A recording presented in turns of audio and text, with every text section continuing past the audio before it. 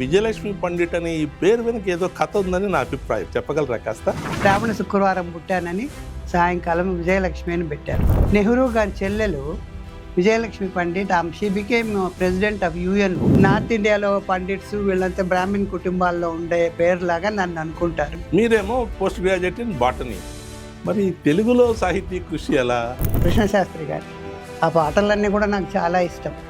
ఆకుల ఆకునే ఆయన చెప్పే ఆ భావాలు ఒక్కొక్కటి చాలా ఇదిగా ఉంటాయి. శ్రీనారాయణ రెడ్డి గారి కవితలన్నా కానీ ఆయన పాటలన్నా కానీ నేను ఎక్కువ లైక్ చేసేదాన్ని. మీ తెలుగు అపూర్వ గానం, తెలుగులో రవీంద్రుడే తెలుగులో రాసినట్టుంది. ఆ గజల్ వైపు వెళ్ళే ముందు కొన్ని పదాలు మాకు మా ప్రేక్షకులు కూడా అర్థం కావాలి కనుక ఈ గజలియర్. గజల్ అంటే ఆ గజల్కి అర్థము మొట్టమొదట ఈ జింకాని మృగనయని అని పేరు ఉండేది. నిజంగానే గజల్ అది ఒక హృదయ భాష. ఏదైతే తుదిగా వస్తుందో దాన్ని మక్తా అంటాం. కాఫియా రదీఫ్ అనేటివి ఆ గజల్లో ఉండే ఆ ద్విపదలను కలుపుతాయి. విశ్వపుత్రిక గజల్ ఫౌండేషన్ ఏంటి ఈ ఈ మోహం ఏంటి దాని మీద? అసలు గజల్ తెలుగు వాళ్ళకి రానే రాదన్నట్టు వీళ్ళు మాట్లాడతారేంటి? ఒక విధంగా నేను షిరిడి సాయి భక్తురాలను కూడా ఒక నా గురువుగా భావిస్తాను. అక్కడ ఏంటి తత్వము? దేవునితో గురువుతో సంబంధం. మీ గజల్స్లో ఒక రకమైన ప్రశాంతత కొనిపిసలాడుతూ ఉంటుంది. ఈ ప్రభావం ఎవరిది? దాశరథి గారిదా, సీనారే గారిదా, రోచిష్మాన్ గారిదా? అసలు గజల్ యొక్క తత్వమే అట్లా ఉండాలండి. ఆ భావోద్వేగానికి గురి ఆ లోపల ఆ దానిలో ఇమ్మర్స్ అయిపోవాలి, లీనమైపోవాలి. నీలాకాశం అనే కాగితంలో నీ రేఖలు రాస్తున్నా. అదే మీరు చెప్తుంటే మళ్ళీ నాకు గుర్తొస్తున్నాయి. దాదాపు 500-600 పైనే ఉంటాయి నా గజల్స్. మీరు వెలువరించిన సూఫీతత్వాన్ని కూడా ప్రతిబింబించింది అని విమర్శకుల అభిప్రాయం. ఆత్మను పట్టుకున్నాడు, నా గజల్ ఆత్మను పట్టుకున్నాడని. అంటే దానికి కూడా అంత లెవెల్ ఆ సారూప్యత ఉండాలి ఆలోచనలో కూడా. నన్నునే కోల్పోయి నీ చైతన్యమైన వేళ అద్వైత సిద్ధి అనుభవమై తరించాను ప్రభు అంటారు ఈ అక్క. నాకెక్కడో ఆ సామ్యం అనిపించింది. నాలో కొలువై ప్రకాశించే నీపై అన్ని వైపులా రంగుల రంగుల నీడలతో కప్పేసుకుంటున్నాను. బాగా చదువుకున్నారు, బాగా పైకొచ్చారు, మంచి మంచి హోదాలన్నీ అనుభవించారు. మరి ఇంత బాధ పరితప్త హృదయం ఎక్కడి నుంచి వచ్చింది ఈ లైన్లు రాయాలంటే? కానీ మన చుట్టూ చూస్తుంటే ఎంతమంది అమ్మాయిల జీవితాలు ఎంత ఘోరంగా ఉన్నాయి. తాటాకు వేసి మూల కూర్చోబెట్టింది. అమ్మగారే వద్దనుకుంటుంటే నాకెందుకు ఈ ఆడజన్మ? ఆడపిల్ల పుట్టే తీయించేసుకోవడం గర్భాన్ని, ఆకాశంలో అర్ధ భాగాన్ని మోసే ఆడదానికి ఎందుకు ఇవన్నీ?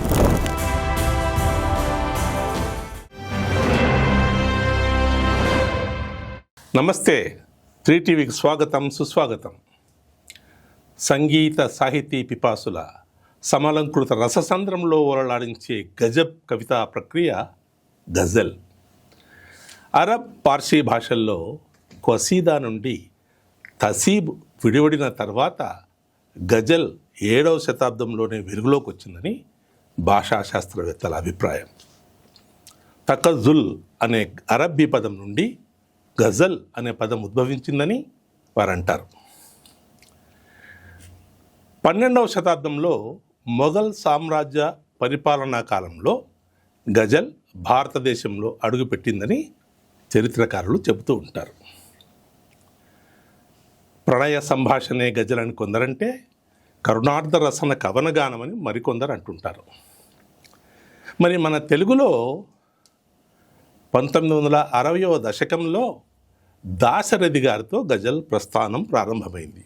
నాకు జ్ఞాపకం ఉన్నంత వరకు 1965 ఆంధ్రప్రభలో ఉగాది గజల్ అనే పేరుతో ఆయన మొట్టమొదటిసారిగా గజల్ రాశారు. దాని తర్వాత సీనారే గారు దాన్ని మరింత ప్రాచుర్యంలోకి తెచ్చారు. చాలా వరకు పురుషులే ఉన్న గజల్ జగత్తులో తర్వాత ప్రణయ సంభాషణే మామూలుగా కేంద్రీకరించబడ్డ గజల్స్ నుండి ఆ 2 సరిహద్దులను చెరిపివేసి తన అపూర్వ చైతన్యంతో అద్వైత సిద్ధిని ప్రతిఫలించగల గజల్ను వ్రాసిన రచయిత్రి. అంతేకాకుండా గజల్స్ను ప్రోత్సహించేందుకే ఒక ఫౌండేషన్ ప్రారంభించిన ఓ మహిళా శిరోమణి ఇవాళ మన స్టూడియోలో మన ముందరుండడం మన సౌభాగ్యం. ఆవిడ డాక్టర్ విజయలక్ష్మి పండిట్. నమస్తే డాక్టర్ విజయలక్ష్మి పండిట్. బాగున్నారమ్మా? బాగున్నానండి, థ్యాంక్ యూ సార్. మీరు మొన్న నాకు పుస్తకాలు పంపిస్తూ అందులో నన్ను సాహితీ సోదరునిగా స్వీకరించినందుకు మీ దొడ్డ మనస్సుకు నా నమస్సులు. ధన్యవాదాలండి. మా 3TV ప్రేక్షకుల కొరకు మీ నేపథ్యము, మీ కుటుంబ నేపథ్యం కాస్త చెప్పగలరా? నేను పుట్టింది కలిచెర్ల అనే మా అమ్మమ్మ గారి ఇల్లు. ఒక సంస్థానం అది. సంస్థానం కలిచెర్ల అని, చిత్తూరు జిల్లా.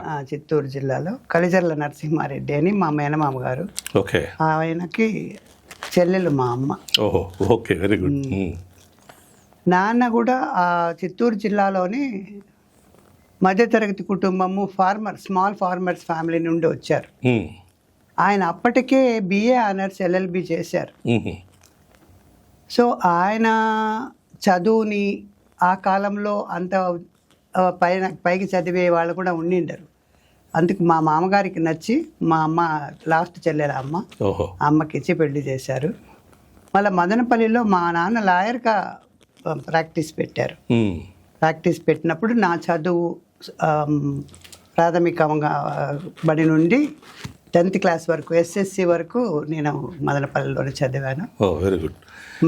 మా నాన్నగారి పేరు పలవల్లి రామకృష్ణారెడ్డి, అమ్మ పేరు పలవల్లి సుబ్బమ్మ. మేము 6 మంది, 4 అక్క చెల్లెళ్ళు, 2 అన్నదమ్ములు. ఓహో, వెరీ గుడ్, ఎక్సలెంట్. తర్వాత మీ పేరు డాక్టర్ పి విజయలక్ష్మి పండిట్. ఈ పండిట్ అనే పదము, ఈ విజయలక్ష్మి పండిట్ అనే ఈ పేరు వెనక ఏదో కథ ఉందని నా అభిప్రాయం. చెప్పగలరా కాస్త? ఇది నాకు ఎప్పుడు ఎదురయ్యే ప్రశ్నే అండి. ఎందుకంటే మామూలుగా విజయలక్ష్మి అనే దాంతో ఆపుతారు. అమ్మ నేను శ్రావణ శుక్రవారం పుట్టానని సాయంకాలం విజయలక్ష్మి అని పెట్టారు. అదే సంవత్సరంలో నెహ్రూ గారి చెల్లెలు Vijayalakshmi Pandit, she became president of UN general అసెంబ్లీకి 53-54లో ప్రెసిడెంట్ అయ్యారు ఆవిడ. 53లో. ఓకే. సో ఆ స్థాయికి ఒక లేడీ ఉండడం అనేది చాలా గొప్ప అని ఆలోచించి మా నాన్న ఆ పండిట్ కూడా నాకు యాడ్ చేశాడు. సో చాలామంది ఏమనుకుంటారంటే అదే నార్త్ ఇండియాలో పండిట్స్ వీళ్ళంతా బ్రాహ్మణ్ కుటుంబాల్లో ఉండే పేరులాగా నన్ను అనుకుంటారు. పండిట్ అంటే వాళ్ళు కాశ్మీరీ పండిట్స్ అని మనం అనుకుంటాం. తెలుగులో మనం పండితులు అంటాం కదా. రెడ్డి కుల సముదాయంలో పండిట్ అనే పేరు కాస్త విచిత్రంగానే ఉంటుంది అది. తర్వాత ఇంకొక విషయం గమనించాను నేను, డాక్టర్ విజయలక్ష్మి పండిట్ మీద, మీ మీద రవీంద్రనాథ్ ఠాగూర్, అనీ బెసెంట్ వీళ్ళిద్దరు ఇన్ఫ్లుయెన్స్ ఎక్కువ ఉందనిపిస్తుంది. ఎందుకంటే రవీంద్రనాథ్ ఠాగూర్ గారు మన జాతీయ గీతం జనగణమన మొట్టమొదటిసారిగా ట్యూన్ చేసి పాడించింది మదనపల్లి బెసెంట్ కాలేజీలో. ఆ బెసెంట్ థియోసాఫికల్ కాలేజీలోనే నేను వస్తున్నాను. బెసెంట్ థియోసాఫికల్ సొసైటీ కూడా అనీ బెసెంట్ గారు మదనపల్లిలో స్టార్ట్ చేశారు. అంతేకాకుండా ప్రముఖ ఫిలాసఫర్ జిడ్డు కృష్ణమూర్తి అక్కడి నుంచే ఆవిడ అడాప్ట్ చేసుకున్నారు. సో ఈ పోలికలు ఎక్కడో వాళ్ళిద్దరు ఇన్ఫ్లుయెన్స్ ఆవిడ మీద కూడా ఉందని ఆవిడ రాసుకున్నారు. రవీంద్రుని గీతాంజలి, మిగతా పుస్తకాలు, రవీంద్రుని సాహిత్యము, తర్వాత అనీ బెసెంట్ ఈ ఐరిష్ ఉమెన్ కదా, ఈ ఫ్రీడమ్ కోసం ఇండియాలో పోరాటం, ఈ ఇన్ఫ్లుయెన్స్ తన మీద ఉందని ఆవిడ రాసుకున్నారు. అలాగే ఆ ఇద్దరు వాళ్ళ ఇన్ఫ్లుయెన్స్ మీ మీద కూడా ఉంది అనిపించింది అండి. నేను థియోసాఫికల్ సొసైటీ తరఫున కదా అనీ బెసెంట్ కాలేజ్ కూడా ఉద్భవించింది. మా లైబ్రరీలో ఆ సమూహాన్ని అందరూ ఆల్కాట్, బ్లవిట్స్కీ వీళ్ళ చరిత్రలన్నీ చదివాను నేను. Very good. అక్కడి నుంచి వచ్చి మెడ్రాస్లో అడయార్లో ఉండే థియోసాఫికల్ సొసైటీ మదనపల్లిని ఎంచుకొని అక్కడ ఒక కాలేజీని నిర్మించమనేది అది ఎంత విద్యా సేవకు దోహదమైందండి. అప్పుడు పెద్ద పెద్ద మన నాయకుల లీడర్స్ ఎవరు, విజయ్ భాస్కర్ రెడ్డి వీళ్ళందరూ కూడా అక్కడ చదువుకున్నారు. 17 అనుకుంటాను. బెసెంట్ థియోసాఫికల్ కాలేజీలో చాలా మంది చదువుకున్నారు. ఇప్పుడు కూడా ఉంది అనుకుంటాను కదా మాది ఉంది. కానీ అది గవర్నమెంట్ టేక్ ఓవర్ చేసింది తర్వాత. నేను అక్కడ 6 సంవత్సరాలు బాటనీ లెక్చరర్గా పనిచేశాను. 1978 to 1984. నా నెక్స్ట్ ప్రశ్న అదే. నాన్నగారేమో బిఏ ఇంగ్లీష్ లిటరేచర్ ఆనర్స్, మీరేమో పోస్ట్ గ్రాడ్యుయేట్ ఇన్ బాటనీ. మరి తెలుగులో సాహితీ కృషి ఎలా? అది మా ఇద్దరికి ఇన్నేట్ క్యారెక్టర్ లాగా అనిపించిందండి. మా నాన్నగారు కూడా సాహితీ ప్రియులు. ఓకే. ఆయన తన కనిపించిన పుస్తకాలన్నీ తెచ్చుకునేవాళ్ళు. ఆయన ఇంకోటి ఏమంటే వామపక్షవాది, లెఫ్టిస్ట్. శ్రీశ్రీ పుస్తకాలు తెచ్చేవాళ్ళు. ఓకే. గురజాడ, వీరేశలింగం పంతులు, మన నాయకులు వీళ్ళందరివి కూడా మా సంఘానికి ఏ విధంగా వాళ్ళు దోహదపడ్డారో సేవలు చేసి ఆ పుస్తకాలన్నీ మా ఇంటికి వచ్చేవి. ఓకే. నన్ను అక్కని అక్కడే పక్కనే లైబ్రరీ ఉంటే మెంబర్స్ చేశారు. నా పుస్తకాలే మా స్నేహితులుగా మమ్మల్ని పెంచారు. Books are the best companions అంటారు కదా. ఓకే. ఆ విధంగా కాకుండా నేను స్కూల్లో ఉన్నప్పుడు 9వ క్లాసో 10వ తరగతిలో చదువుతున్నప్పుడు ఒక పాఠ్యాంశం ఉన్నింది, భావ కవిత్వము అని. ఆ భావ కవిత్వంలో దేవులపల్లి గారు, కరుణశ్రీ, రాయప్రోలు సుబ్బారావు గారు, వీళ్ళందరివి కూడా, శ్రీనారాయణ రెడ్డి, మా కవులు అందరివి కూడా, శేషేంద్ర శర్మ గారు, వీళ్ళందరి కవితలు చదువుతూ నాకు ఆ భావ కవిత్వం మీద చాలా ప్రేమ పుట్టిందండి. ఓకే. అంటే ఆ విధంగా నా భావాలను కూడా వ్యక్తం చేయడం మొదలు పెట్టాను. అట్లా నాకు కవిత్వం మీద ఇంట్రెస్ట్ ఆసక్తి కలిగింది. బహుశా మేబీ దానికొక నాకు ఇన్నేట్గా కూడా ఆ జీన్ అంతా ఉండేమో. మా నాన్నగారి లాగా ఆయన సాహిత్యాన్ని ఇష్టపడతారు, అంతర్లీనమైన ఉత్సాహం.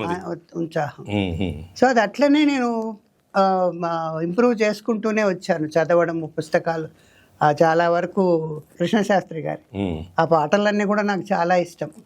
ఆకుల ఆకునే ఆయన చెప్పే ఆ భావాలు ఒక్కొక్కటి చాలా ఇదిగా ఉంటాయి. శ్రీనారాయణ రెడ్డి గారి కవితలు అన్నా కానీ, ఆయన పాటలు అన్నా కానీ నేను ఎక్కువ లైక్ చేసేదాన్ని. తర్వాత ఆయన మాకు ఒక సెకండ్ వైస్ ఛాన్సలర్గా కూడా వర్క్ చేశారు, డాక్టర్ బిఆర్ అంబేద్కర్ ఓపెన్ యూనివర్సిటీలో. ఓకే.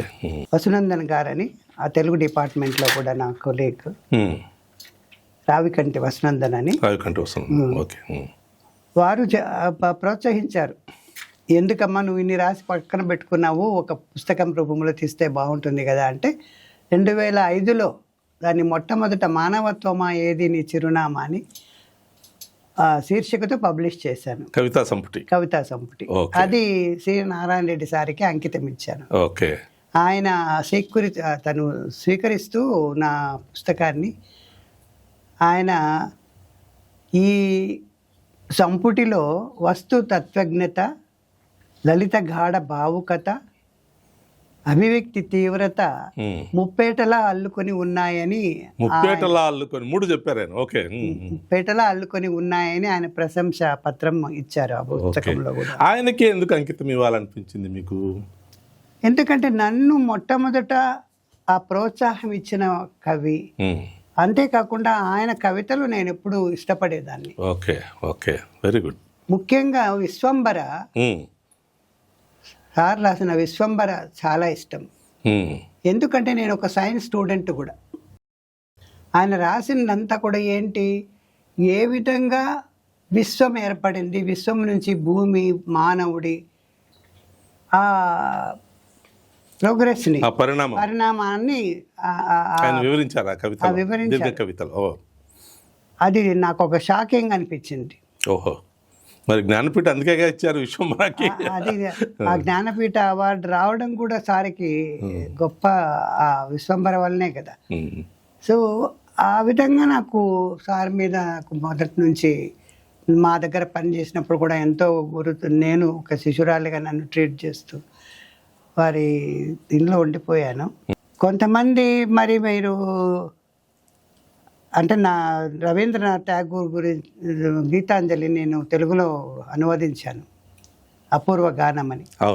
ఆ పుస్తకాన్ని కూడా సార్కి పంపించినప్పుడు ఆయన దాని మీద తను అభిప్రాయం రాస్తూ, ఈ పుస్తకము మీ తెలుగు అపూర్వ గానం తెలుగులో రవీంద్రుడే తెలుగులో రాసినట్టుంది, అద్భుతం, మీ అనువాద చరితకు నా అభినందనలు అంటూ ఆశీర్వదిస్తూ ఒక లెటర్ రాసి పంపారు. అది ఆ పుస్తకంలో కూడా అటాచ్ చేశారు. అంతకంటే ఇంకేం కావాలి అది కాంప్లిమెంట్? నాకు పెద్ద ఆనర్. మీరు బాటనీ చేశారు, తర్వాత పోస్ట్ గ్రాడ్యుయేషన్ ఎడ్యుకేషన్లో చేశారు, డిస్టెన్స్ ఎడ్యుకేషన్. ఇంతింత పై చదువులు చదివి ఇంత గొప్ప కవయిత్రి అయి ఉండి కూడా, అంటే మరి ఒక సంస్థానపు ఆడపడుచు కూతురు అంటే వారసత్వంగా ఆ రాయల్టీ వచ్చి ఉంటుంది. మరి ఇంత అనుకువ వినమ్రత ఎలా? ఇది అమ్మదా నాన్నదా? ఇద్దరు అండి. ఇద్దరు. మా అమ్మమ్మ, మా మామగారు అందరు కూడా వాళ్ళ మానవ సంబంధాలు చాలా మంచిగా ఉండేవి. అక్కడ ఉన్న కుల మతాల గురించి పెద్దగా పట్టించుకోకుండా, అమ్మ కూడా, నాన్నగారు కానీ, ఆయన బీదోళ్ళ లాయర్ అని ఆయనకు పేరు. లెఫ్టిస్ట్ వేరే. వచ్చిన వాళ్ళందరికీ కూడా ఎంతో ప్రేమగా ఆయన ఇచ్చే ట్రీట్మెంట్ కానివ్వండి, ఎవరు వచ్చినా ఆ దూరాలు అవన్నీ పట్టించుకోకుండా, అడ్డుగోడలు, కులమతాలు, ఆయన ఇచ్చే ట్రీట్మెంట్ ఇవన్నీ కూడా. అంతేకాకుండా ఆడపిల్లలకి, స్త్రీలకి చదువు ఎంతో ముఖ్యమని ఆయన మమ్మల్ని నలుగురు ఆడపిల్లల్ని పీజీలు అయ్యేంత వరకు పెళ్ళిళ్ళు కూడా అనుకోలే. మా అమ్మ మాకు BScలు అయిపోతూనే ఆడపిల్లలకు పెళ్ళిళ్ళు చేయాలి కదా అంటే, వాళ్ళు పీజీలు చదవని ఉద్యోగాల్లో చేయని వాళ్ళే వస్తారు అన్నారు. ప్రోగ్రెసివ్. అంత అభ్యుదయవాది కాబట్టి ఆయన బిడ్డలుగా మేము ఏ మాత్రము కొడుకులకు కూతుర్లకి అనే తేడాలు లేకుండా పెరిగాం, వివక్ష లేకుండా. తర్వాత ఈ సురుచిర సుందర పదబంధుర లయతాళగతుల రాగకింకిని గజల్ అంటారు. ఆ గజల్ వైపు వెళ్ళే ముందు కొన్ని పదాలు మాకు, మా ప్రేక్షకులు కూడా అర్థం కావాలి కనుక, ఈ గజలియత్, తకుల్లస్, కాఫియా, మత్, షేర్, ఇవి కాస్త క్లుప్తంగా చెప్తే చాలు మాకు అర్థం చేసుకోవడానికి అంతే. ఈ గజల్ అన్నట్టు మీరు ఇంట్రొడక్షన్లో అంత చరిత్ర అంతా చెప్పారు. ఇక్కడ నుంచి అరేబియా నుండి 7వ శతాబ్దంలో ఆ కాఫియా,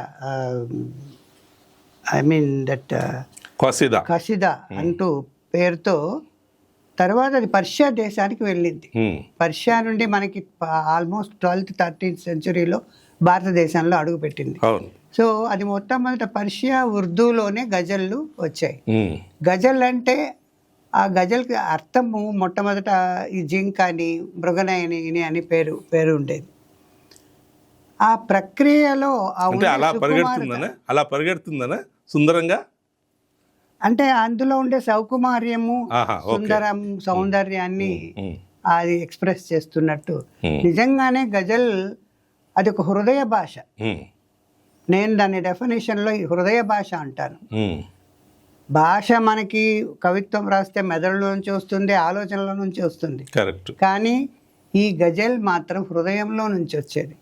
అంటే అంత భావోద్వేగానికి గురైనప్పుడు ప్రేమ, విరహము, ఆధ్యాత్మికత, ఆల్మైటీతో ఉండే సంబంధం, ముఖ్యంగా సూఫీ తత్వం అంతా, సూఫీ వాళ్ళు పాడేదంతా కూడా అదే గజలియత్ రూపంలోనే ఉంటుంది. అది ఆరాధన, దేవుడితో వాళ్ళ ఆరాధన. ఆ గజలియత్ నిర్మాణము ఒక ప్రత్యేకంగా ఉంటుంది. గజల్ నిర్మాణం అందులో ఒక 5 షేర్లు ముఖ్యంగా ఉండాలి. 5 నుంచి 15 నుండి, అంటే లిమిట్ లేకుండా అంటారు కానీ అంతవరకు ఎవరు రాసినట్లు లేరు. అమీర్ ఖుష్రీ గారు మాత్రం 25 షేర్లతో అప్పటి నవాబు మీద ఆయన గజల్స్ రాసినట్టు చెప్పారు. ఖాసిదా. గజల్లో ఆ మొట్టమొదటి 2 ద్విపదాలు అంటాం మనం, అంటే 2 పదాలు, 2 సెంటెన్సెస్, 2 లైన్స్. మొదటి దాన్ని మత్లా అంటాం, మొదటి ద్విపదాన్ని మత్లా అంటాం. ఏదైతే తుదిగా వస్తుందో దాన్ని మక్తా అంటాం. మత్లా, మక్తా. కాఫియా, రదీఫ్ అనేటివి ఆ గజల్లో ఉండే ద్విపదాలను కలుపుతాయి. రదీఫ్ అనేది అంత్యంగా వచ్చే, రిపీట్ అయ్యే ఒకే పదం అది రదీఫ్ అనేది. కాఫియా అనేది అంత్యప్రాసలు. కాఫియా, రదీఫ్. ఈ తకళ్ళుస్ రఫీదాలో వస్తుందా, మక్తాలో వస్తుంది, మక్తాలో వస్తుంది? ఎండ్లో ఓకే, అది కవి యొక్క నామం, కావ్యనామం. ఓకే, నా కవిత ఇప్పుడు పెన్ నేమ్, నా పెన్ నేమ్ విశ్వపుత్రిక. విశ్వపుత్రిక. నా గజల్లో అంతా కూడా విశ్వపుత్రిక అని ఆ యూనివర్సల్ యాటిట్యూడ్ మీ పేరులోనే ఉందన్నమాట. Very good, very good. ఇప్పుడు మీకు గజల్ మీద ఉత్సాహం ఉంది, ఆసక్తి ఉంది, బాగానే ఉంది. కానీ మీ సొంత డబ్బు లక్షలు ఖర్చు పెట్టి ఈ గజల్ సమావేశాలు, ముషారాలు, ఇవన్నీ దాన్ని ఒక ఫౌండేషన్ పెట్టి, విశ్వపుత్రిక గజల్ ఫౌండేషన్, ఏంటి ఈ మోహం ఏంటి దాని మీద? నేను అన్నాను చెప్పండి, చూడండి, ఆ ప్రక్రియ నన్ను ఎంతో ఇన్ఫ్లుయెన్స్ చేసింది. నా హృదయంలో నుంచి ఆ గజల్ మీద చాలా ప్రేమ పుట్టింది నాకు. ఓకే. ఆ రాసే కొద్దీ తరువాత నేను ఆ ప్రాంతంలోనే ఏం గమనించానంటే, నేను నాతో కూడా నాకు సహాయపడుతూ, నాకు ఇప్పుడు విశ్వపుత్రిక గజల్ ఫౌండేషన్కి సెక్రటరీగా ఉన్న బిక్కి కృష్ణ గారు, డాక్టర్ బిక్కి కృష్ణ గారు, కరెక్ట్. తను కూడా చాలా పెద్ద మంచి గజల్ కవి. అతని కవిత్వం కూడా ఎంతో సుందరంగా ఉంటుంది. మేమిద్దరూ ఏం ఆలోచించామంటే, ఆ గజల్స్ రాసిన వాళ్ళని, తెలుగు గజల్స్ రాసిన వాళ్ళకి ప్రోత్సాహం లేదు, నిరుత్సాహం చేస్తుంటారు. నిరుత్సాహపరిచే వాళ్ళే ఎక్కువ ఉన్నారు. అది ఫేస్బుక్లో చూసాము, మాటల్లో చూసాము, నేను స్వయంగా విన్నాను. అది ఆమె రాసిందో గజల, ఏం రాసింది, నాతోనే సంభాషణ. నేను ఎవరిని తీసి పారేసే రకం కాదు. ఫస్ట్ ఆఫ్ ఆల్ అలాంటి టాక్ ఎంకరేజ్ కూడా చేయను. అలాంటిది అసలు గజల్ తెలుగు వాళ్ళకి రానే రాదన్నట్టు వీళ్ళు మాట్లాడతారేంటి అనే ఆలోచన వచ్చింది నాకు. వచ్చి నేను కృష్ణతో మాట్లాడాను. ఓకే మేడం, ఇక్కడ ఒక మౌనాపల్లి గ్రూపులు ఉంటాయి, గుత్తాధిపత్యం మేము అనుకుంటారు, ఏం లేదు, మనం నేర్పిస్తే నేర్చుకోండి, ఏముంది చెప్పండి అని అన్నప్పుడు నాకు ఆ ఆలోచన వచ్చి, ఇద్దరము విశ్వపుత్రిక గజల్ ఫౌండేషన్, ఒక ఫౌండేషన్ పెడదాం కృష్ణ అన్నాను నేను.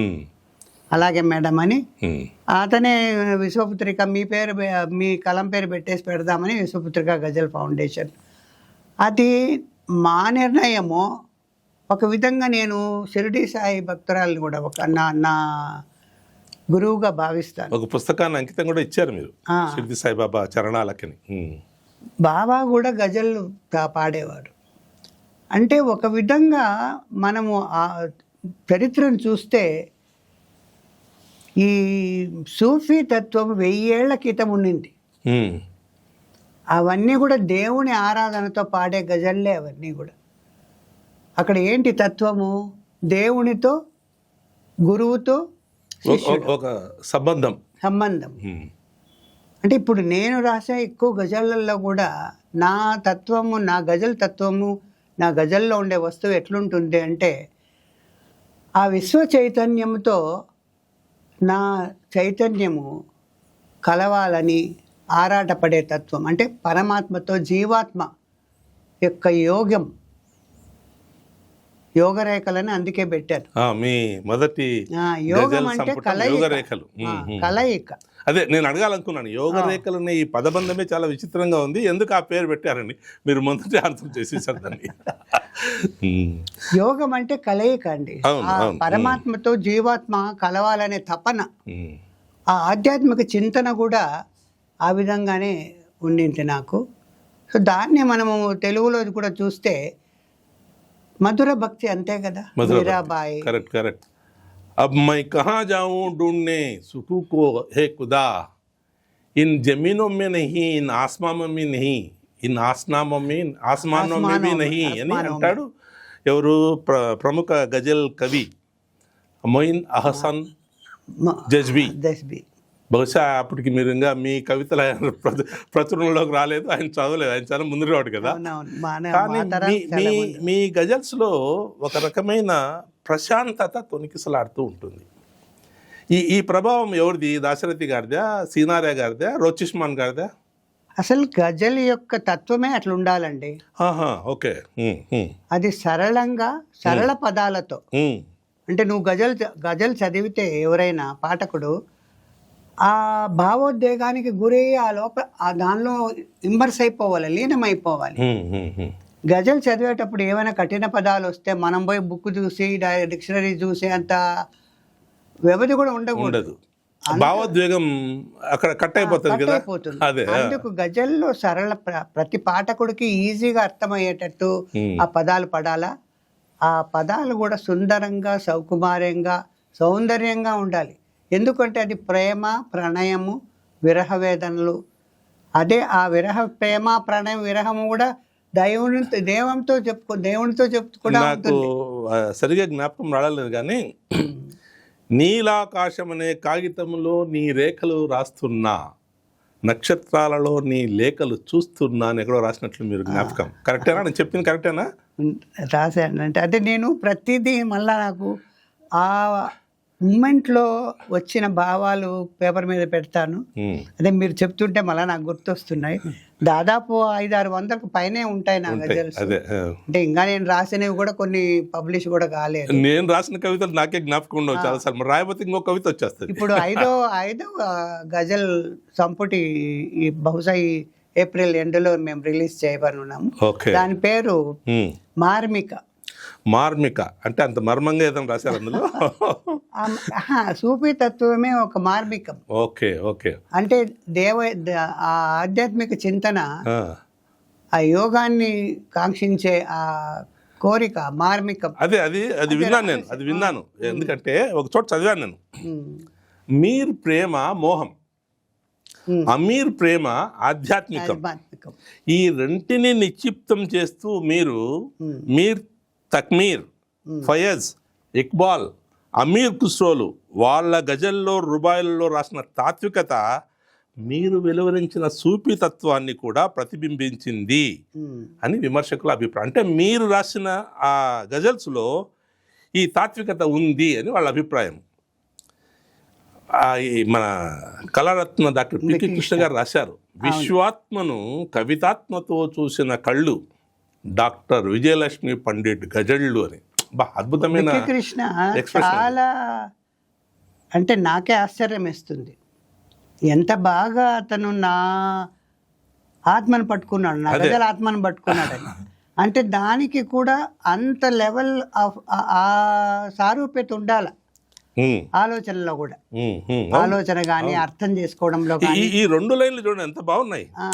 విశ్వాత్మను కవితాత్మతో చూసిన కళ్ళు డాక్టర్ విజయలక్ష్మి పండిట్ గజళ్ళు. ఆ 2 వాక్యాల్లో మొత్తం చెప్పేశాడు ఆయన.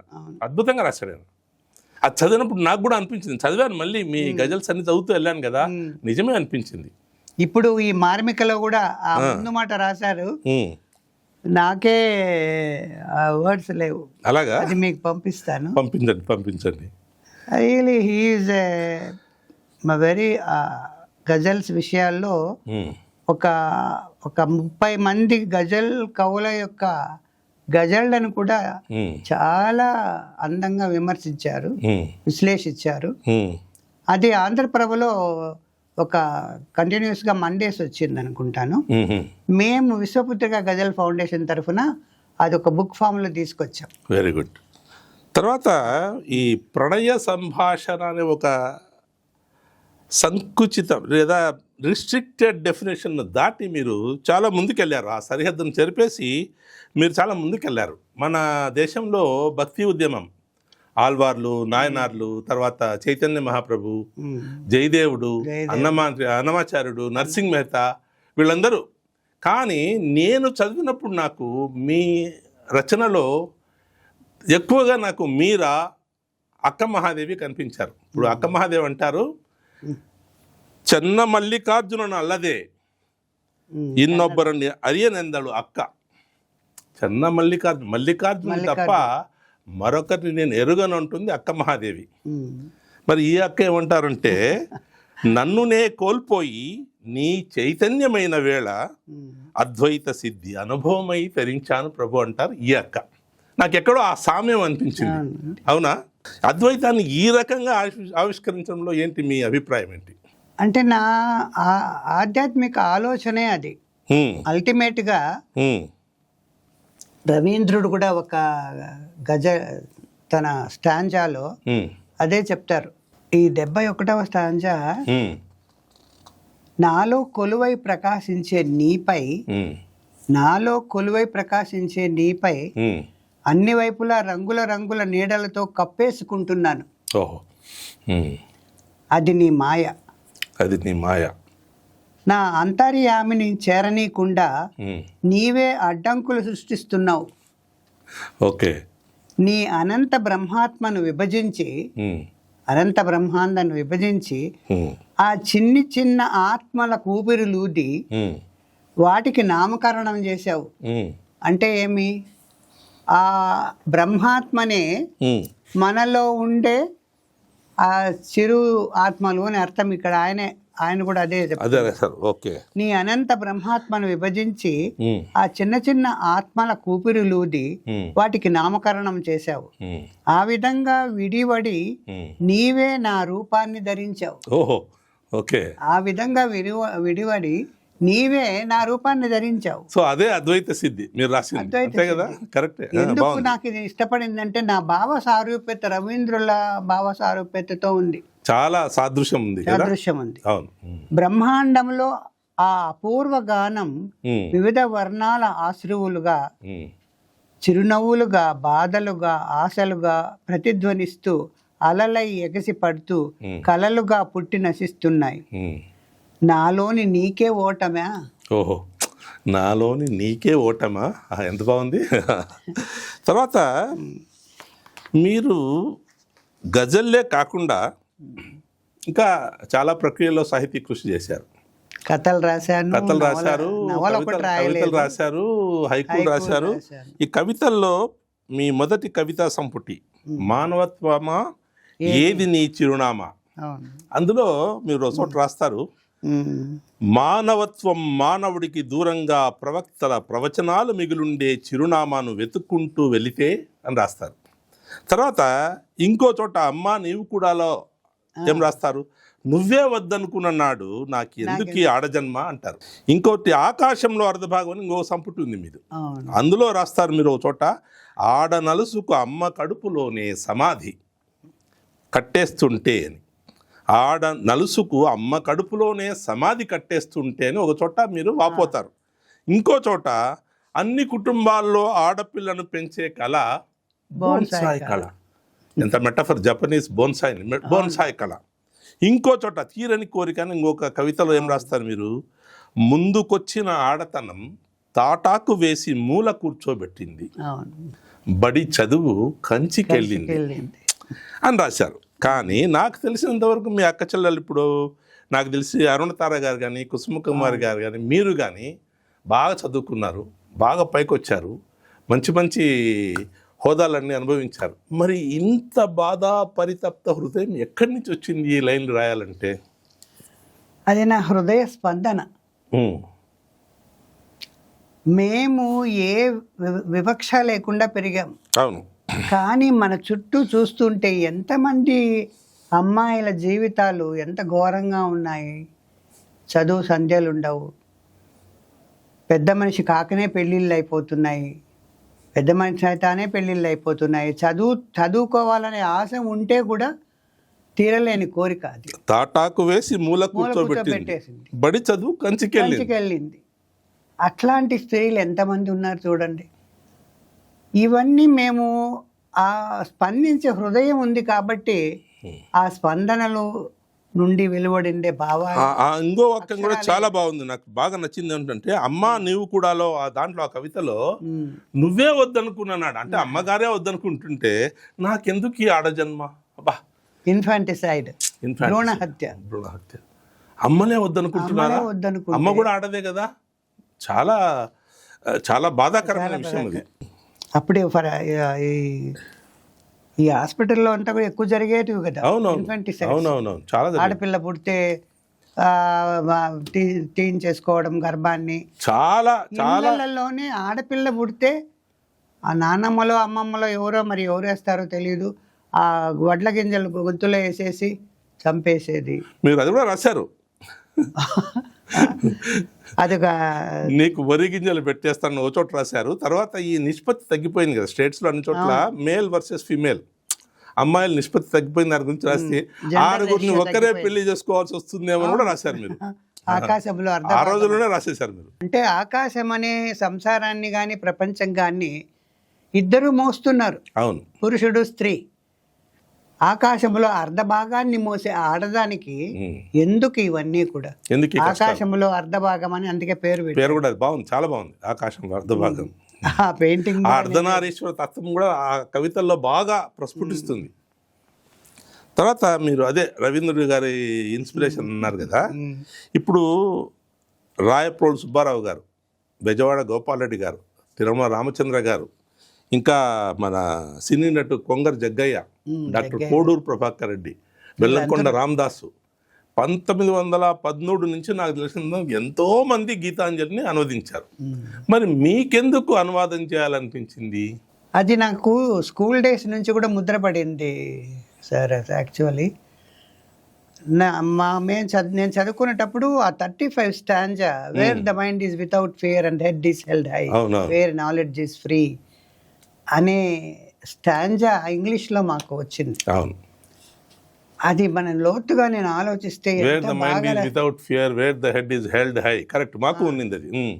వేర్ నాలెడ్జ్ ఈజ్ ఫ్రీ, వే ఆ పోయం నాలో ఉండిపోయింది. తర్వాత అప్పుడప్పుడు గీతాంజలి పోయమ్స్ కూడా చదవడం అలవాటైంది. ఎప్పుడైనా నేను గీతాంజలిని అనువదించాలి అంటే మనకి చిన్నతనంలో ఉండే మానసిక ఆ లెవెల్ మనం చదివే పుస్తకాల గురించి రాను ఆ హృదయ స్పందన, హృదయం యొక్క ఆలోచన విధానాలు మారుతూ వస్తాయి. అవును, కానీ మీకు చిన్నప్పుడే ఎక్కడో ఆసక్తి వచ్చేసింది ఈ పోయం చదివిన తర్వాత, wear the mind is without fear. జనగణ మన కానివ్వండి, అది నేను బెసెంట్ థియోసాఫికల్ కాలేజీలో ఉన్నప్పుడు ఆ రూమ్ ఎప్పుడు నేను అట్లా వెళ్ళేటప్పుడు రవీంద్ర గారు ఇక్కడ కూర్చొని రాశారు కదా రవీంద్రనాథ్ ఠాగూర్ అనుకోవడాలు, ఆ భావ సారూప్యత అప్పటి నుంచినే ఉంది నాకు. నా ఆలోచన విధానము రవీంద్రుల ఆలోచన విధానంతో కలిసింది అనేది అది వయసుతో పాటు పెరిగింది, పరిపక్వత వచ్చింది. అది 2013లో నేను ఐఎమ్ అబౌట్ టు రిటైర్డ్ దీనిలో కూడా, అప్పుడు నాకు కొంచెం టైం దొరికింది. సో ఆయనే ఇంగ్లీష్లో ట్రాన్స్లేట్ చేశారు. అవును, తను బెంగాలీలో రాశారు, ఇంగ్లీష్లోకి ట్రాన్స్లేట్ చేశారు. ఆ ఇంగ్లీష్ దాని ఆ సంపుటి వల్లనే he could get the Nobel prize. ఆ సంపుటిని చూసి నేను తెలుగులోకి ట్రాన్స్లేట్ చేశాను. అపూర్వ గానం, పేరు కూడా చాలా అద్భుతంగా పెట్టారు.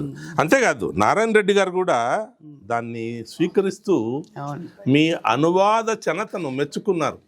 చనత అంటే నేర్పడతాను. రవీంద్రుడే స్వయంగా రాస్తే ఇలా ఉంటుందేమో అన్న అభిప్రాయం కూడా ఆయన వెలిపించారు. ఇందులోనే ఉంది. అంతకంటే గొప్ప కాంప్లిమెంట్ ఏముంటుంది? నాకు మీరు రాసిన అనువాదంలో నేను చూశానమ్మా, చూశాను. అదే ఇక్కడ ఉంది కదా, మీ అనువాద చనతకు నా ఆశీర్వాభివందనలు, ఉంటాను మీ నారాయణ రెడ్డి. నేను మీ అపూర్వ గానం చదివాను, నాకు అన్ని నచ్చినా కూడా ఒక 2 పంక్తులు చాలా వీణుల విందుగా ఉన్నాయనిపించింది. నీ సజీవ గాన మాధుర్యం దిగంతాలను తాకుతోంది, నీ పవిత్ర సంగీత స్రవంతి భవబంధాలను చెరిపివేస్తోంది. వినడానికి చదవడానికి రెండిటికి కూడా చాలా బాగున్నాయనిపించింది. అలాగే నాకు మీ ధరిత్రి విలాపంలో నేను కలలు కంటున్నాను, మీరంతా యుద్ధము లేని ప్రపంచంలో చేతులు పట్టుకొని ఆడుతూ పాడుతూ శాంతి పాట పాడుకుంటే ఆ రోజులు ఎప్పుడొస్తాయా అని. ఇప్పుడు ఎక్కడ చూసినా యుద్ధమే జరుగుతుంది. ఇప్పటికి కూడా ఈ వాక్యాలు ఎంత రిలవెంటు. శాంతి, అందరూ కల్మషం లేకుండా ఆడుతూ పాడుతూ చేతులు పట్టుకొని జీవితం గడిపేది. భూమి మీద మానవ జాతి ఉన్నంత వరకు ఇది రిలవెంటే అండి. అవును, నిజమే. ఇప్పుడు మనిషి ఏం కోరుకుంటాడు? సుఖంగా, శాంతిగా, ఆనందంగా ఉండాలని కోరుకుంటాము. ఆ మానవుడు అంతిమంగా కూడా ఈ భూమి మీద అదే కోరుకున్నప్పుడు ఈ అహంకారాలు, ఆధిపత్యాలు, ఈ ఆధిపత్యాల పోరే కదా ఇది. ఈ ఘర్షణ అంతా అందువల్లే. ఘర్షణ అంతే అంతా ఈ నేతల నేతల అభిమతాల ఆధిపత్యపు ఘర్షణే. ఘర్షణలు. ఈగో. ఇప్పుడు చూస్తున్నాము ఇరాన్ యుద్ధము, ఇవన్నీ గల్ఫ్ నుండి సెంట్రల్ ఆసియాలో యుద్ధము, ఉక్రెయిన్లో యుద్ధము, ఎక్కడ చూసినా ఇది ఎప్పుడు రోజుకు ఒక రకంగా మారుతూ ఉంటాయి. అల్టిమేట్గా ఎవరు నష్టపోతున్నారు? ప్రజలు. ఏమి అమాయక జీవులు, పిల్లలు, ఆడవాళ్ళు, వృద్ధులు. ఎవరికి పట్టిందండి ఇదంతా? అది చూస్తూ ఉంటే కూడా ఒక మాదిరి అయిపోతుంది హృదయం. గాజాలో 70,000కు పైగా శిశువులు మరణించారట. అది వాళ్ళ సార్వభౌమత్వ అధికారం కానీ వాళ్ళ ఆధిపత్యం కానీ అది పక్కన పెట్టేస్తే చనిపోయేదంతా ఎవరు? అమాయకులు. ఎంత బాగున్నాయి ఆ పదాలు, ఆ వాక్యాలు మీరు రాసినవి. శాంతి పాట పాడుకోవడం మీకు అపూర్వ గానంలో ఏ పంక్తులు మీకు చాలా ఇష్టము, ధరిత్రి విలాపంలో మీకు ఏ పంక్తులు చాలా ఇష్టం? ఇది అడగాలనుకున్నాను నేను ఇప్పుడే. అదే అపూర్వ గానం అంటే నాకు మొదటి నుంచి 103 ఉన్నాయి స్టాంజర్స్, అన్నీ ఇష్టమే. కానీ కొన్ని చెప్పుకోతగానే ఉన్నాయి. అదే ఒకటి 35 ఒకటి అదే మన వితౌట్ ఫియర్. అది చాలా మంది నన్ను మెచ్చుకున్నారు. అది చాలా బాగా ఉంది మేడం మీ ట్రాన్స్లేషన్ అనేసి. అదొకటి ఇష్టం నాకు. ఎక్కడ మనస్సు నిర్భయంగా మసలుతుందో, where the mind is without fear, మసలుతుందో, ఎక్కడ సగర్వంగా తల ఎత్తుకు తిరుగుతారో, the head is held high, ఎక్కడ జ్ఞానం ఉచితంగా లభిస్తుందో, అంటే పక్కన ఇంగ్లీష్ లేదనుకోండి పర్లేదు, ఎక్కడ జ్ఞానం ఉచితంగా లభిస్తుందో, ఎక్కడ ప్రపంచం సంకుచిత మానవ సంబంధాలతో ముక్కలు చెక్కలు కాదో, ఎక్కడ సత్యాన్నే పలుకుతారో, ఎక్కడ శ్రమ లక్ష్య సాధన వైపు చేతులు చాస్తుందో, ఎక్కడ జ్ఞాన స్రవంతి దారి తప్పి అజ్ఞానాంధకారి ఎడారిలో ఇంకిపోదో, ఎక్కడ మానవ మేధస్సు నీచే విశాల దృక్పథంతో వికసిస్తుందో, నా తండ్రి ఆ స్వర్గ స్వేచ్ఛలోకి నా దేశాన్ని మేలుకొని. మీరు స్వర్గ స్వేచ్ఛ అని రాశారు. మీరు ఆయన బెల్లంకొండ రామదాస్ అని చాలా రోజుల కింద ఆయన రాశాడు. ఆయన స్వేచ్ఛ స్వర్గం అని రాశాడు. నాకు ఆ పోలిక భలే తమాషగా అనిపించింది నాకు. ఎంత బాగున్నాయి కదా ఈ వాక్యాలు. Let my country awake in terrace అనేసి ఇదొకటి నాకు ముందు నుంచి ఇష్టమైన పదం ఉండింది. ఇంకొక స్టాంజాలో మనుషుల్లోనే దేవుడు ఉన్నాడనే ఆధ్యాత్మిక చింతన ఒకటి స్టాంజా మనకు తెలుపుతుంది. చదవండి. తలుపులు మూసి ఉన్న ఈ గుడిలో చీకటిలో మూల కూర్చొని నీ జపతపాలతో ఎవరిని పూజిస్తున్నావు? కళ్ళు తెరిచి చూడు. నీ దేవుడు నీ ముందు లేడు. అతడు ఎండా వానల్లో దుమ్ము దిడిలో నిండిన దుస్తులతో రాళ్లను పగలగొట్టి దారులు వేస్తున్న కూలీల మధ్య ఉన్నాడు. అబ్బా, ఎంత బాగుంది. సంతోషంగా ఈ సృష్టి భారం మోసే మన గురువే మనకు దత్తుడైనాడు. దత్తాత్రేయ. ఓకే. అదే అంటే ఆ ట్రాన్స్లేషన్లో కూడా ఎంత బాగుపడిందా. పూజా పునస్కారాలు వదిలిరా, శ్రమజీవులు చెమటతో ధూళితో మరకలతో నిండితేనేమి, శ్రమజీవులు చెమటతో ధూళితో మరకలతో నిండితేనేమి, వారిలో మమేకమైన ఆ దేవుణ్ణి ఆశ్రయించు. అంటే బీదల సాధల్లోనూ కూలీ జనాల్లో ఈ శ్రమజీవుల్లోనే దేవుడిని పూజా పునస్కారాల్లో చూడొద్దు. ఎంత బాగా చెప్పారు ఆ రోజుల్లో. అట్లాంటిదే ఆ 10-11 కొంచెం సామ్య ఒకటేగా ఉంటాయి. నీ పాదపీఠం ఇక్కడుంది, కానీ నీ పాదాలు ఎప్పుడూ అన్నీ పోగొట్టుకున్న నిర్భాగ్య నిరుపేదల వద్ద విశ్రమిస్తుంటాయి. నీ పాదాభివందనం కోసం వంగాను. పేదల పెన్నిది పాదజాడల అందలేదు. నిస్సహాయ ప్రజల పెన్నిది నీవు. నిర్భాగ్యులతో స్నేహం చేసే నిన్ను అహంకార హృదయాలు ఎప్పటికీ అందుకోలేవు. అహంకారమే ఆధ్యాత్మిక చింతనకు అడ్డం. అదే అడ్డంకి. ఎంత బాగుంది ఎంత చూడండి. బాగుంది. ధరిత్రి విలాపంలో ఉందా పుస్తకం? ధరిత్రి విలాపం కూడా అదో. ఇందులో ఒక నా 8 కవితా సంపుటాల సంకలనం. అవునవును అవును. విశ్వపుత్రిక సమగ్ర కవిత్వం చూశాను, అది కూడా చూశాను నేను. ఇందులోనే ఆ ధరిత్రి విలాపం కూడా ఉంది. మనిషికి భూమి యొక్క ఇంపార్టెన్స్ ఏమో తెలియాలి. మనల్ని మోస్తున్న ఈ భూమాత, ఆమె పడే బాధలు ఏంటి, అవన్నీ కూడా క్రమంగా తెలియాలని తీసుకొచ్చాను నేను. ఆ 80 దాదాపు 85 పేజీలు ఏమో ఉంది. అందులో ముఖ్యంగా నేను చెప్పదలుచుకుంది ఏంటి అంటే మేబీ నేను బాటనీ లెక్చరర్గా వృక్షాల యొక్క విలువ తెలియదు చాలామంది ప్రజలకి. అక్కడ ఒక స్టాంజా రాశాను దాని గురించి.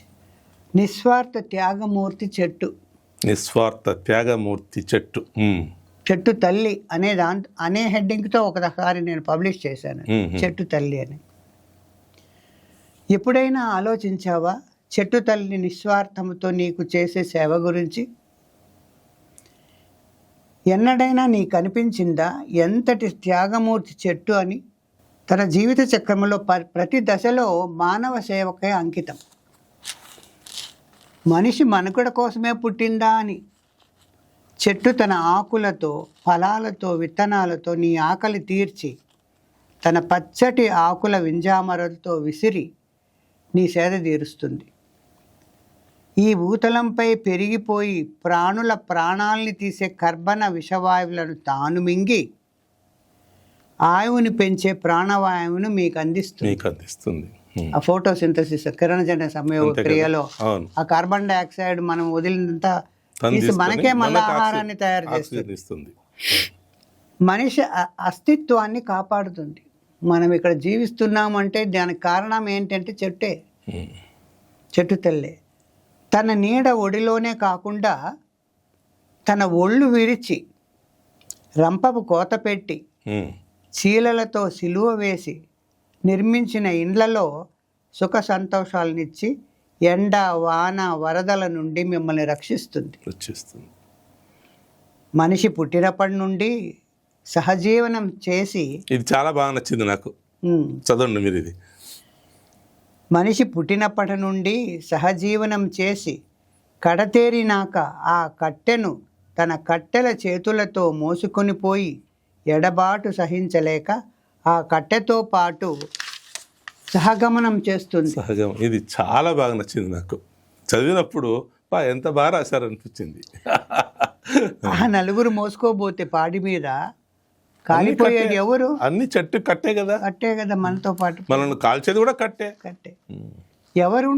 ఎవరుంటారు నీకు ఇంతకంటే బతుకు బాటలో తోడై నీడై?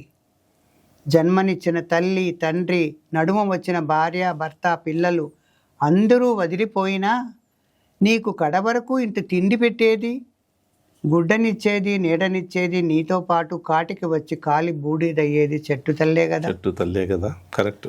ఆ చెట్టు తల్లిని కాపాడుకోవడం నీ బాధ్యత కాదా?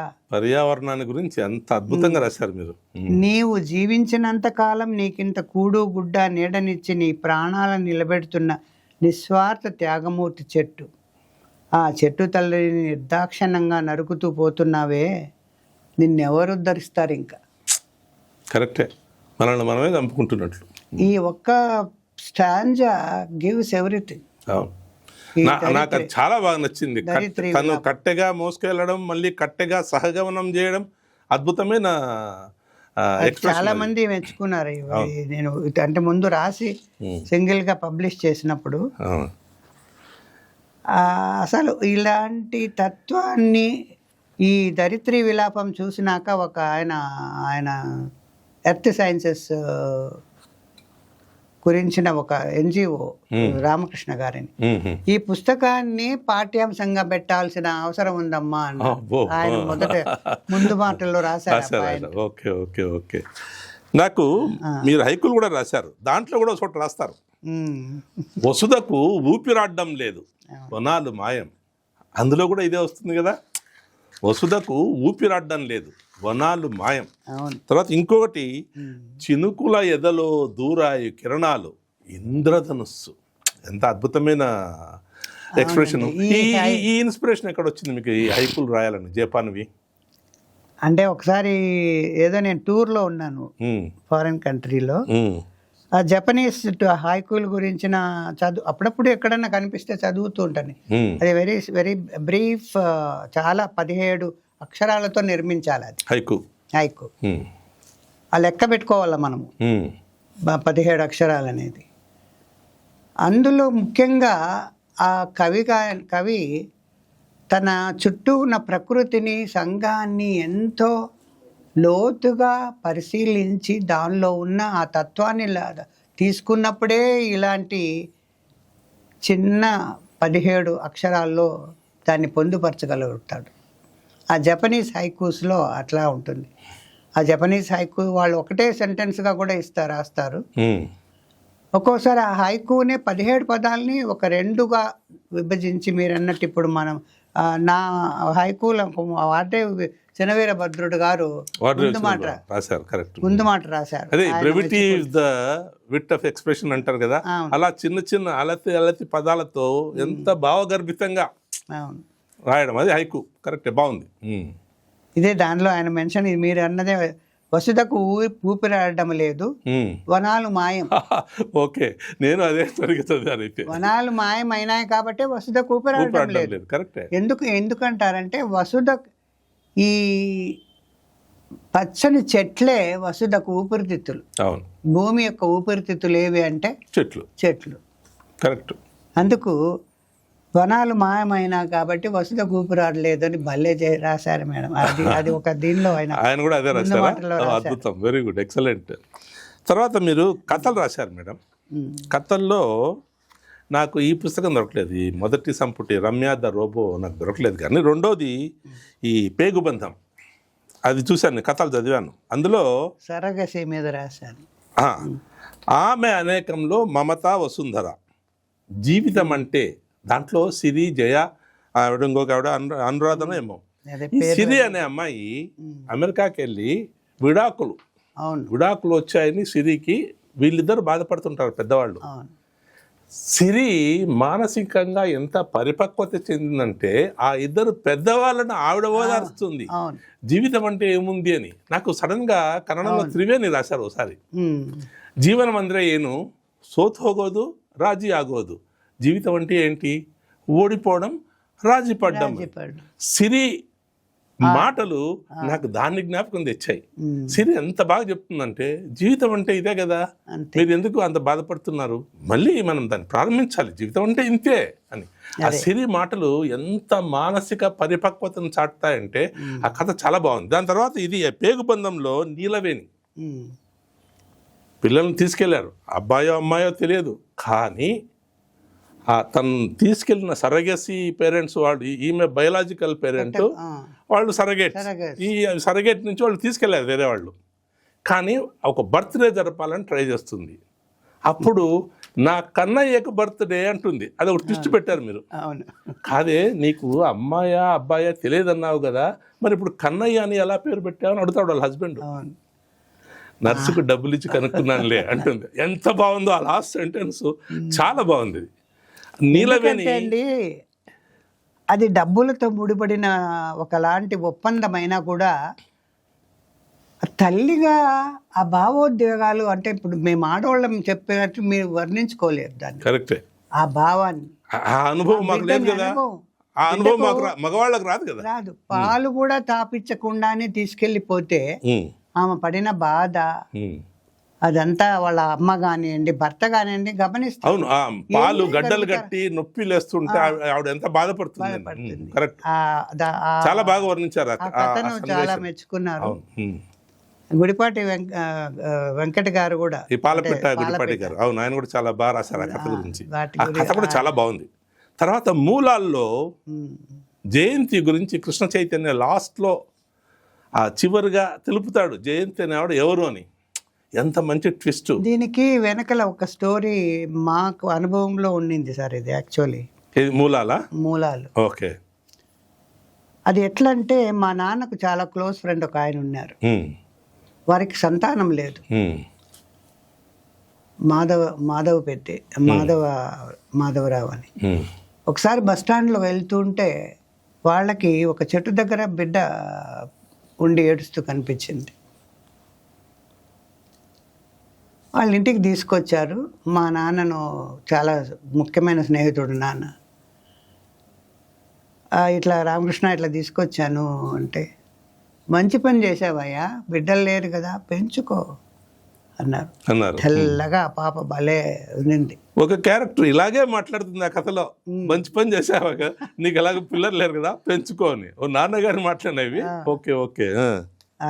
అంటే మనకిప్పుడు కథలు ఏమైనా రాయాలనుకుంటే, ముఖ్యంగా జీవితంలో మనం ఏదైనా ఒక చిన్న సంఘటన అలాంటిది ఎదురైంది. నేను ఆ ప్రశ్న అడగాలనుకున్నాను, మీరు చెప్తున్నారు. ఈ అద్భుతమైన పాత్రలు ఇక్కడ రెఫరెన్స్ ఏమన్నా ఉందా అని అడగాలనుకున్నాను. డెఫినెట్ గా.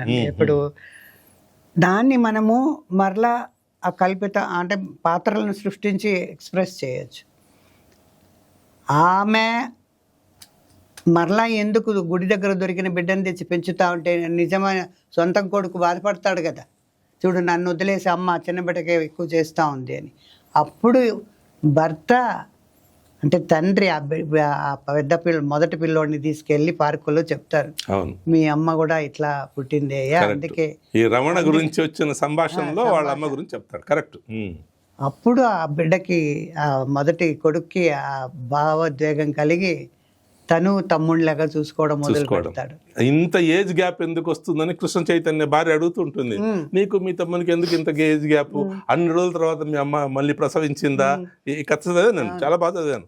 నాకు ఈ వంశవృక్షాన్ని ఎస్ఎల్ భైరప్ప గారిది ఒక కన్నడ నవల ఉంది. అది సినిమా కూడా అవును. పరమ ఛాందసుడైన ఒక బ్రాహ్మణోత్తముడు, సోమయాజులు దానిలో హీరో, దాంట్లో తలగిరి వెంకట్రావు కన్నడంలో, తెలుగులో సోమయాజులు గారు. తన వంశం ఇంకా ముందుకు పోదేమో అన్నప్పుడు ఎలా సాంప్రదాయాన్ని అధిగమించి ఒక నిర్ణయం తీసుకుంటాడన్నది దాంట్లో ఒక కథాంశం.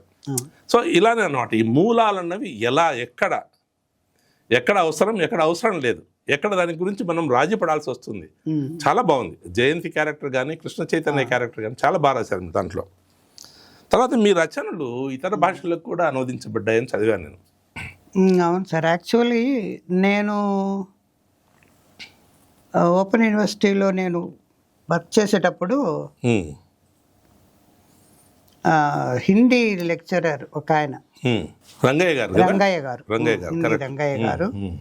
తర్వాత మా నారాయణ రెడ్డి సారు వైస్ ఛాన్సలర్గా ఉన్నప్పుడు గోవిందరాజు రామకృష్ణ గారు ఓఎస్డీగా ఉండేవాడు. ఆయన నా కవిత్వాలు అవి చూసి చాలా బాగున్నాయమ్మా, ధరిత్రి విలాపము, విశ్వపుత్రికర్ నేను, విశ్వశాంతిని ఆకాంక్ష, నేను ట్రాన్స్లేట్ చేస్తాను అన్నారు. అట్లనే రంగయ్య గారు కూడా ప్రతిసారి నాకు పూర్తయిపోతానే నా కవితా సంపుటిని విచారిస్తారు, అయిపోయిందమ్మా అని. మానవత్వమా ఏదై చిరునామా నుంచి 4-5 ఆయనే చేశారు. మానవత్వ చిరునామా హిందీలోకి. తర్వాత ఇంగ్లీషు, కన్నడ, మలయాళంలోకి తెలుగు అంటే ద్రవిడ యూనివర్సిటీ వైస్ ఛాన్సలర్ అది గమనించి ఒకసారి నాతో ఎందుకో మాట్లాడుతూ పంపించమ్మా నేను ట్రాన్స్లేట్ చేయిస్తానని ఆయనకి ఇచ్చాను నేను ఒకసారి ఆ పుస్తకం. గంగిశెట్ల లక్ష్మణ్ గారా? అలే, అంతకు ముందుండి మొదట రమణ గారు అనుకుంటా వచ్చింది. ఆయన తీసుకెళ్ళి 3 భాషల్లో వచ్చింది, హిందీ,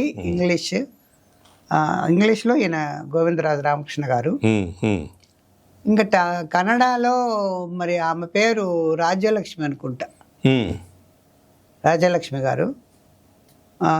ఇంకా మలయాళంలో నాకు పేరు సరిగ్గా గుర్తు.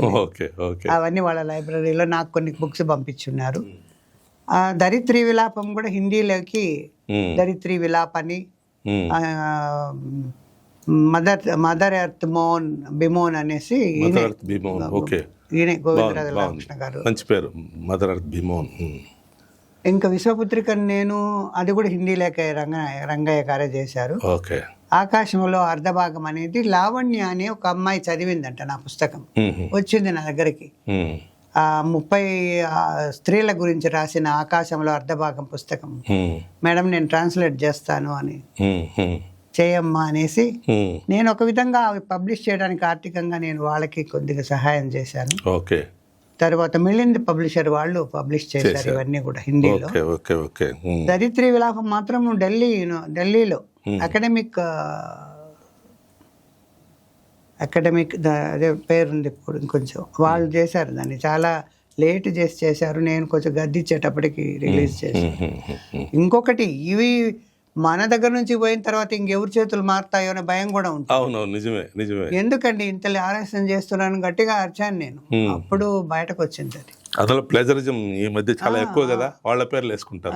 కరెక్టే. ఇంగ్లీష్ లేకి గోవిందరాజులు గారే చేశారు ట్రాన్స్లేషన్.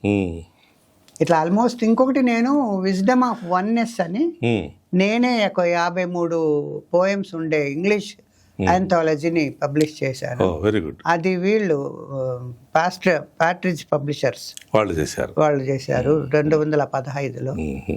దాన్ని నేను తెలుగులో మళ్ళా ఏకత్వ జ్ఞానం అని రాశాను. నేనే తెలుగులోకి ట్రాన్స్లేట్ చేసుకొని విజ్డమ్ ఆఫ్ వన్నెస్. అంటే ఆ వన్నెస్ భావన నాలో ఉండిపోయింది. విశ్వం అనేది ఒక్కటి, మనమంతా ఒక్కటి. విశ్వ కుటుంబ భావనకు ఎక్స్ప్రెషనే అది. అందుకే నేను విశ్వపుత్రిక అని పెట్టుకున్నాను. కానీ మీరే రాసినట్లు మీ పనిలో మీ చేతి ముద్రలు కనిపిస్తున్నాయి. తర్వాత మీ అక్షరాలు ప్రభాత వేళల అలలై వచ్చే గుడి గంటలు, వధువు బుగ్గల పూసే ఎర్రని సిగ్గుల మొగ్గలు, కష్టజీవి అన్నదాతన చిందే సేద్య స్వేద బిందువులు. మీరు చోట రాశారు, నా జీవితం కవిత్వం, కవిత్వమే నా జీవితం అని. అందువల్ల మీ కళ నుండి మరిన్ని మధుర మకరందాలు వెలువడాలని, మీరు ఇంత బిజీగా ఉన్నా కూడా మాకు ఇంత సమయం కేటాయించినందుకు మా తరఫున, మా 3TV ప్రేక్షకుల తరఫున ధన్యవాదాలు. ముఖ్యంగా నేను మీకు ధన్యవాదాలు చెప్పాలి. నన్ను పిలిచి ఈ అవకాశం ఇచ్చి 3TV ద్వారా ప్రేక్షకులకి నా భావాలు, నా కవితలు, రచనలని మీరు ఇంటర్వ్యూ ద్వారా తెలిపినందుకు నేను 3TVకి ధన్యవాదాలు తెలుపు. ఇది మా సౌభాగ్యం అని మేము భావిస్తామమ్మా. Thank you sir.